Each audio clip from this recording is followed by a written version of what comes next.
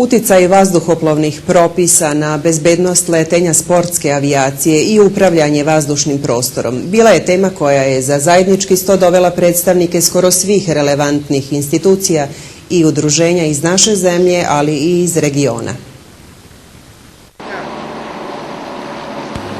Problemi sa kojima se sportski vazduhoplovci susreću u praksi i potreba za menjanjem određenih pravila, vazduhoplovne nesreće i njihovi uzroci i učestalost dešavanja, takse za razne usluge u vazduhoplovstvu te način sprovođenja kaznene politike i mogućnost efikasnog zajedničkog rešavanja problema na institucionalnom nivou bile su neke od tema o kojima su diskutovali učesnici okruglog stola u organizaciji Vazduhoplovnog saveza Srbije. A za istim stolom okupili su se sagovornici iz Ministarstva građevinarstva, saobraćaja i infrastrukture, Direktorata civilnog vazduhoplovstva, Kontrole letenja Srbije i Crne Gore, vazduhoplovnih klubova, ali i predstavnici iz Hrvatske, Crne Gore, Bosne i Hercegovine i Slovenije. Okrugli sto je zvanično otvorio pomoćnik ministra za vazdušni saobraćaj Zoran Ilić, koji je istakao spremnost ministarstva da radi sa drugim institucijama na rešavanju aktuelnih problema u sportskoj avijaciji i naveo neke od novina u novom zakonu o saobraćaju koje bi trebalo da ubrzaju pojedine komplikovane procedure.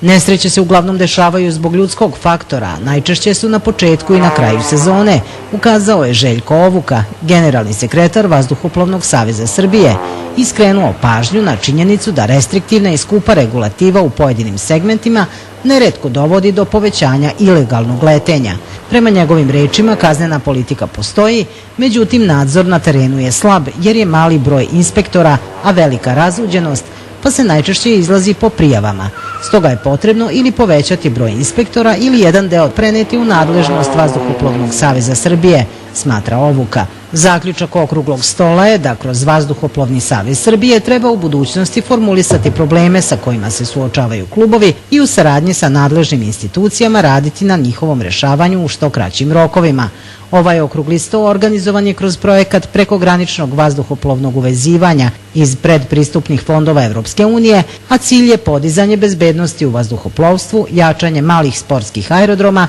i jačanje kapaciteta službi za potragu i spasavanje.